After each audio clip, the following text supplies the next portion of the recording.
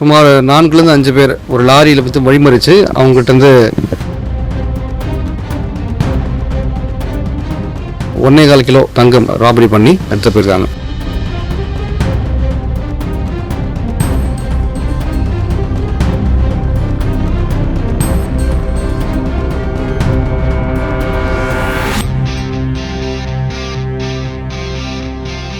ஜெய்சனும் விஷ்ணுவும் சென்னையிலிருந்து ரயில் மூலம் கோவைக்கு வந்தவுடன் சொகுசு காரில் திருசூரை நோக்கி சென்றுள்ளனர். இவர்கள் மதுக்கரை அடுத்த காக்கா சாவடி எல்லையில் உள்ள மாரியம்மன் கோவில் அருகே சென்று கொண்டிருந்த போது திடீரென அங்கு வந்த 5 பேர் கொண்ட கும்பல் ஒரு லாரியை பயன்படுத்தி காரை வழிமறித்துள்ளனர். அப்போது சட்டென கார் கண்ணாடியை உடைத்து உள்ளே நுழைந்த கும்பல் ஜெய்சனையும் விஷ்ணுவையும் கத்தி முனையில் மிரட்டியுள்ளனர். தொடர்ந்து அவர்கள் வைத்திருந்த 1.5 கிலோகிராம் தங்க கட்டிகள், 2 சவரன் தங்கச் சங்கிலி மற்றும் 60,000 ரொக்க பணம் ஆகியவற்றை கொள்ளையடித்துவிட்டு அதே காரில் வந்துள்ளனர். சிறிது தூரம் சென்ற பின்னர் அந்த கும்பல் இருவரையும் காரிலிருந்து கீழே இறக்கிவிட்டு தங்க கட்டிகளுடன் அதே காரில் தப்பிச் சென்று விட்டது. நடு ரோட்டில் இறக்கிவிடப்பட்ட ஜெய்சனும் விஷ்ணுவும் அப்பகுதி மக்களின் உதவியுடன் நடந்த சம்பவம் தொடர்பாக காக்கா சாவடி போலீசாருக்கு தகவல் தெரிவித்தனர். இதனையடுத்து தமிழக கேரள எல்லையான வாளையார் சோதனை சாவடியில் பாதுகாப்பு பலப்படுத்தப்பட்டு போலீசார் தீவிர வாகன சோதனையில் ஈடுபட்டனர். எனினும் கொள்ளையர்கள் சென்ற காரை கண்டுபிடிக்க முடியவில்லை.